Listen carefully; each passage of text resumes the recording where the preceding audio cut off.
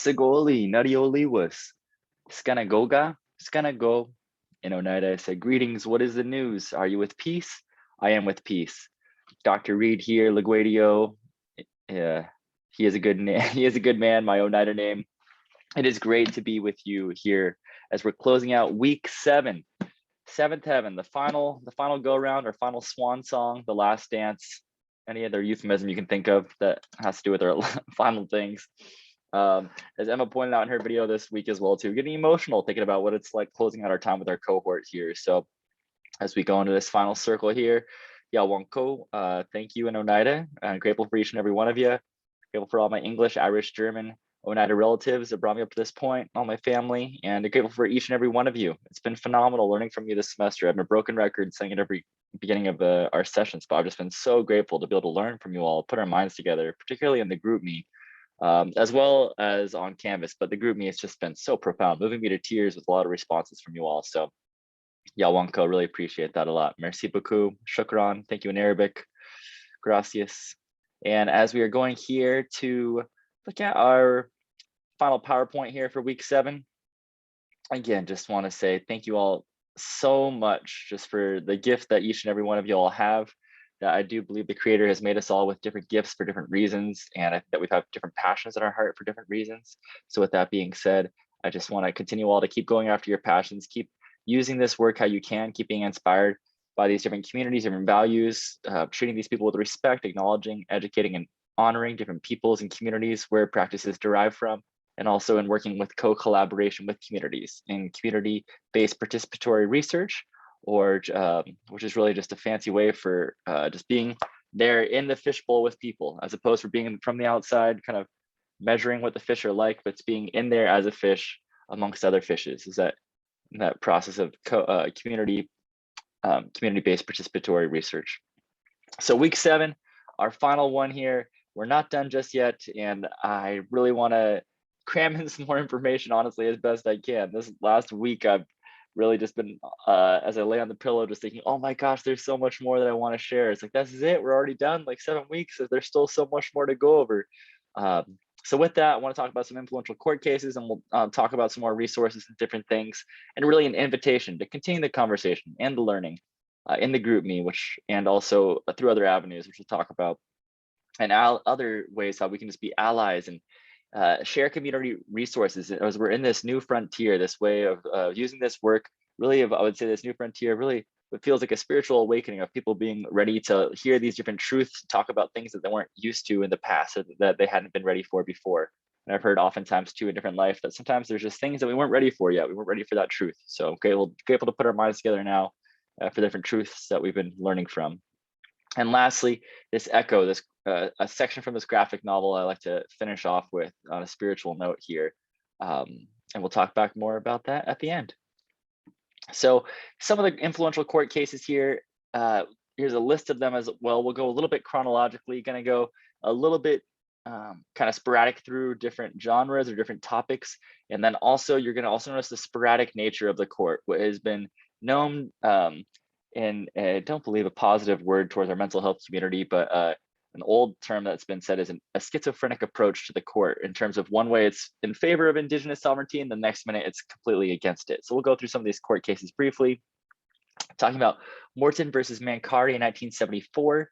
This was a case about the legal constitutionality under the Fifth Amendment of hiring preferences given to Indians with the Bureau of Indian Affairs. And it was recognized, yes, that the Bureau of Indian Affairs does indeed, the Supreme Court ruled that they do have the right to hire and have preference for Indigenous peoples, Native American peoples. This does not violate the due process clause of the Fifth Amendment.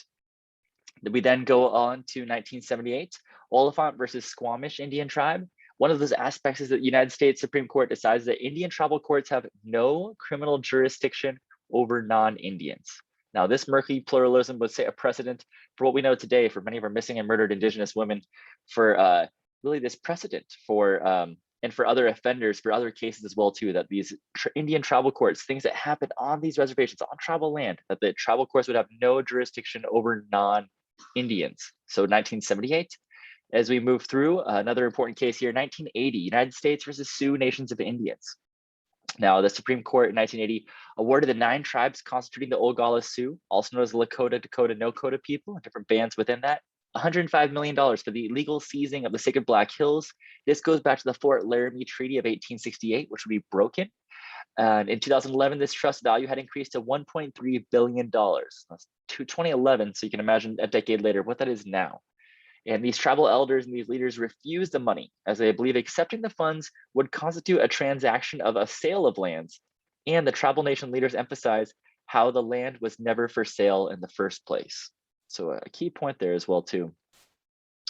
Moving along to the next next court case here, Supreme Court case, 1988 in Ling versus Northwest Cemeteries. In this, the Supreme Court ruled the free exercise clause of the First Amendment does not prohibit the federal government from harvesting timber or constructing a road through the portion of a national forest that is considered a sacred religious site by 3 different Native American tribes. So basically saying if the federal government wants to use timber on these sacred sites and go through these areas, they are indeed allowed to. Which again, going back from the Supreme, our right to practice our own religions, our freedom of religion, the First Amendment, even saying that this is that the government is allowed to do this anyways, the harvest timber.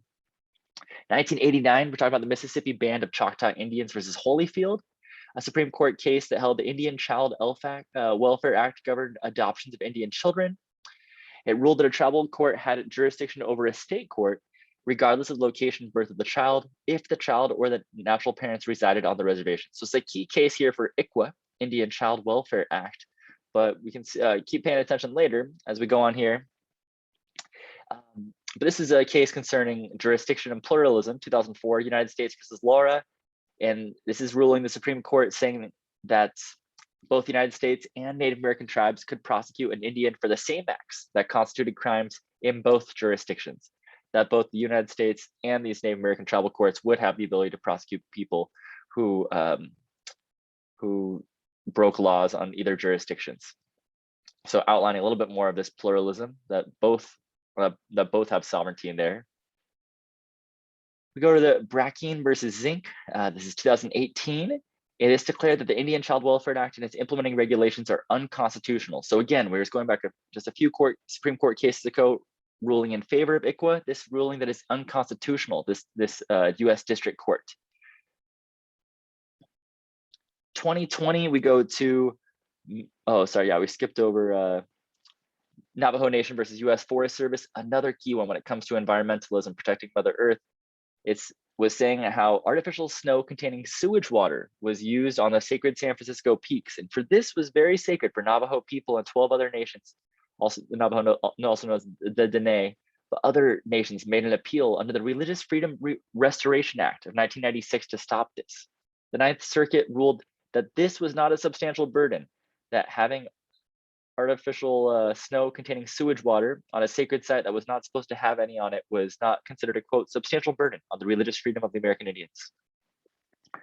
And McGrath versus Oklahoma. So recent court case, just not too long ago, really just a summer ago, talking about how the Supreme Court ruled that much of the eastern portion of the state of Oklahoma remains as Native American lands of the prior Indian reservations of many tribes, what are considered 5 civilized tribes, other tribes of these in Oklahoma, was never disestablished by Congress as part of the Oklahoma Enabling Act of 1906. So again, this is the pendulum swinging back before, recognizing from many court cases sealing that the Supreme Court trampling over the rights of indigenous peoples, trampling over treaties, and then for some reason it brings up here and says, well, actually, if we're going to recognize treaties, then these tribes, that this is actually indeed Indian country. This is indeed Indian land, indigenous land, native land, and technically it really is all indigenous land, all native land, all of what is considered Turtle Island, North America. Asking one of my professors, which part of this was lived by Native American people? So all of it, TJ, all of it. That's my nickname. But all of this was a indigenous land where every rock, every stream, every place had a name, inhabited by different peoples. It wasn't perfect before colonization by any means. There were still conflicts, but it is interesting just to see the impact of colonization. And there's a book talking about In the Courts of the Conqueror by Echo Hawk. Whoopsies daisies. I knock off some things off my shelf. And just that powerful concept as well too, thinking about that. And other people have pointed it out as well too during in Canvas, but talking about what that is like to be in the courts of the conquerors. You're trying to make a case for land which has really been stolen for you. and trying to make a case for this in a legal system. Decolonization, I've heard it used described as using the master's house to using the master's tools to deconstruct the master's house. So as we think more about sovereignty, we think about more about reclamation of land, about land back, we think about more restoration. What does that look like? And I was profoundly impacted by you all and your imagined future that you all had talked about from our last talking circle question of what would it like in the United States were we to adopt more approaches similar to those of used restorative justice in indigenous communities. And all of your imagined futures, honestly, I'm moving to tears by your pain, your frustration, but also your hope, your visions of seeing what could be. And it's a story I don't believe I've told in the last 6 weeks. Maybe I have, but if I have, I'll share it again here.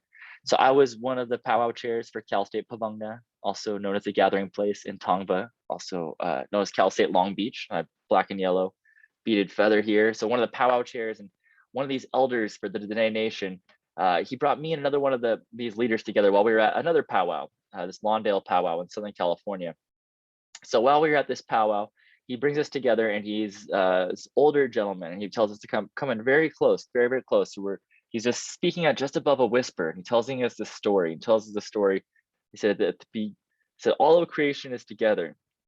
He said at first this big bear, says, look what I could do. Look how strong I am. And it takes this big tree and it roots it out the ground, it throws it on its side. And this deer says, well, look what I can do. And this deer comes by and in one jump, it jumps right over the tree and it keeps on going. And then the human being said, well, look what I can do. It says, if I close my eyes, I can imagine a world like this one, only better.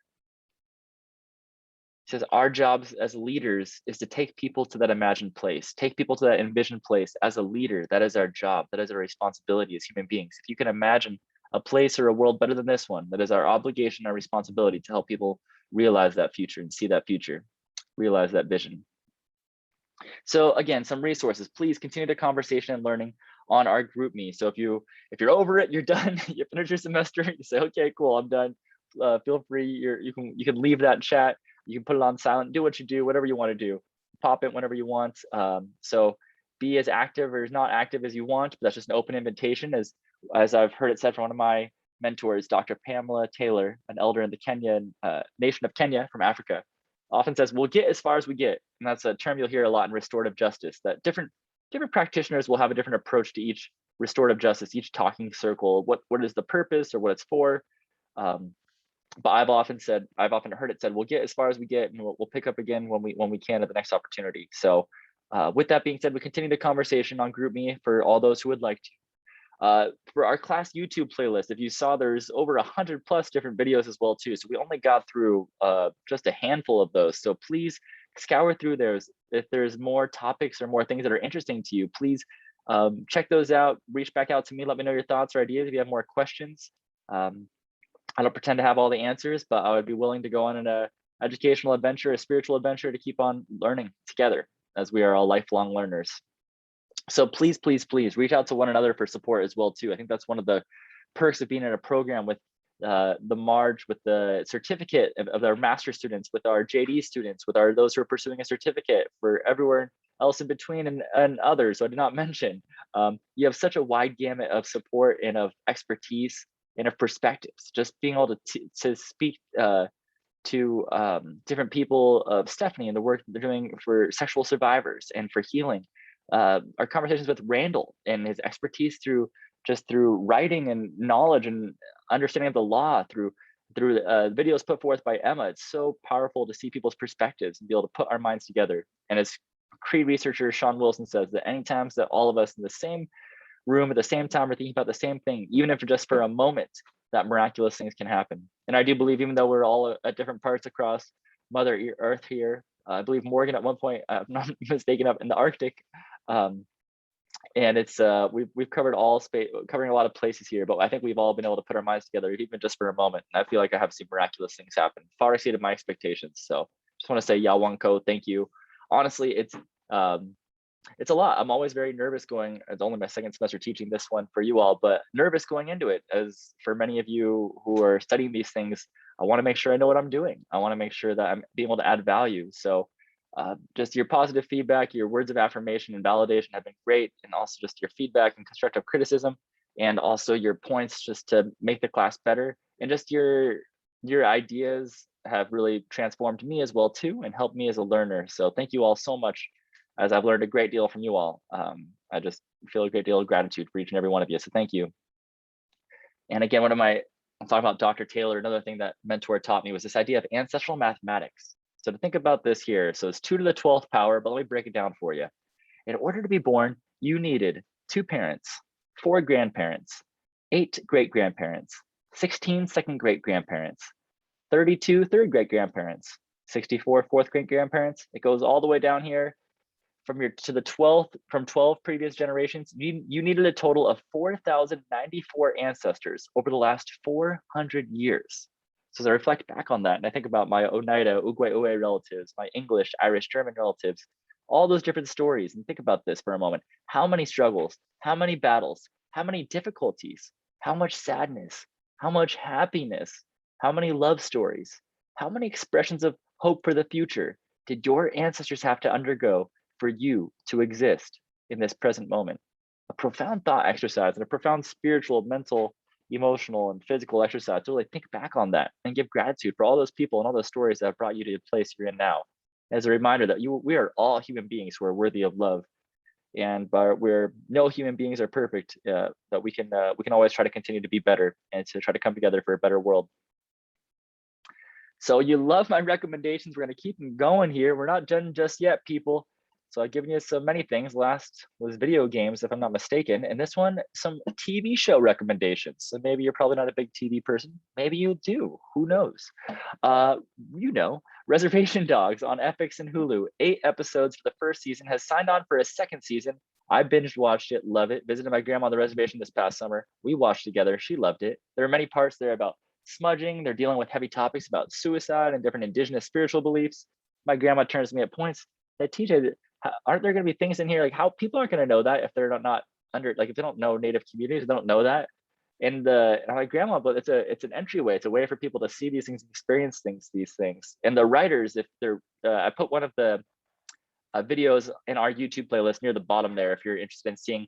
It's a whole room of indigenous writers, indigenous creators, Sterling Harjo, and also Tyro Waititi, if you're familiar with this Maori indigenous descent from New Zealand, a Maori person, made some films. Jojo Rabbit did Thor Ragnarok, some other films as well too. But anyways, highly recommend Reservation Dogs as well too for just getting that insight into indigenous communities.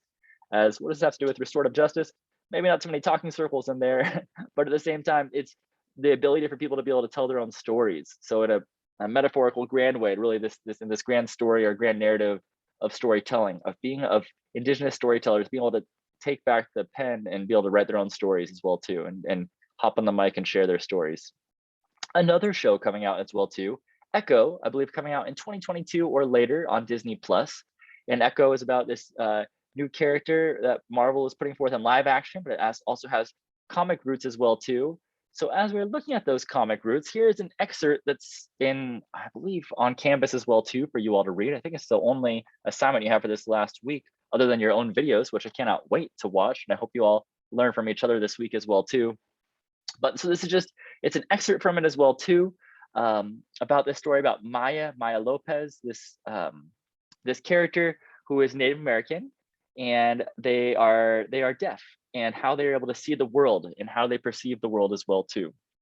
So thinking about this just from a indigenous knowledge system, indigenous perspective, through this beautiful storytelling as well too. So at one point in this graphic novel, Maya, she finds out, when I come to realize that there's this thing called sound, I will ask my father all kinds of questions like, what does laughter sound like? What sound does grass make? When I hear that rain makes a sound, I will ask, what sound do the clouds make? Does the sunshine make a noise? What does the rainbow sound like? And it goes on as well too, and it talks about at the end as well too, about, so even if you don't know what sound clouds make, you could feel my stories. And I don't know, what always just moves me to tears for some reason. That um, that story, and it's just for some reason it's on my heart to share it with you all as well too. So even if you don't know what sound the clouds make, that you can still be able to feel my stories. Um, so I just want to give a shout out to each and every one of you. Just say Yawanko, thank you. It's just been such an honor to be able to put our minds together. As we say in the Oneida opening prayer, let's put our minds together. So be it in our minds. So thank you, Jason. Thank you, Stephanie. Thank you, Kendra. Thank you, Suzanne. Thank you, Leslie. Thank you, Emma. Thank you, Tiffany. Thank you, Randall. Thank you, Sadie. Thank you, Morgan. It's been a phenomenal 7 weeks so far. I really cannot wait to hear all of your videos and to see all your videos. I know Randall's giving me some really encouraging words to keep on with positive messages here. And so this last pep talk from Coach Reed, I'm going to say, you are a human being who is worthy of love. And as I've learned from Yoga with Adrian, who gets this practice from India of this from Buddhist and Hindu origins of yoga, but that's where I get all, whenever I keep saying, breathe like you love yourself, move like you love yourself, think like you love yourself. That is a challenge I encourage you to walk with every single day. In the Harvard Business Review, I remember I was going through an airport once. I love going to the bookstores and airport, and I pop open this book, and it was saying, so what if you were to cheer on yourself the same way that you were to cheer on one of your best friends, someone who you love so much? What would you say to that person when they're going through a hard time, when they're going through something? So as I think about the show Avatar: The Last Airbender, love this show as well too. And there's a part where Aang, the main character, is talking with a guru about opening up his chakras. And that's what he's talking about. He says, Aang, if you want to bring balance to the world, you must first bring balance to yourself. And I think that goes back to Florence Foy, that talking circle for the elder, talking about that I want to help heal others. I first need to help heal myself. So as we all do this soul care, this soul work, just remember that talking circles can still be done with one. That even every day that I try to reflect, just me, myself, and the creator, really just coming together as a community of just being honest with ourselves and loving ourselves, forgiving ourselves, healing ourselves so that we can heal others. Now, when we heal ourselves, we heal our ancestors, all 4,096 of them from 12 generations ago up until now, this place, that you're helping heal them when you heal yourself. And that by every decision we're making, we're helping create a better world for 7 generations to come, for 12 generations to come. Think about that, for all those descendants of people to come after this. So you are a legend, you are a rock star, you are a superstar, you got this. Thank you so much for a phenomenal semester. I hope you keep using circles. Use circles before you need them. Circles can be used anywhere. I use them with my family, talking about serious things to light things. My family didn't have a whole lot of money growing up, so sometimes every time for birthdays, we would go around the table and just say things that we were grateful for, a favorite memory. And I try to implement that with family and friends still to this day. It's a priceless gift, those stories, as we are storytelling animals. So keep telling your stories, keep healing, keep sharing, keep listening.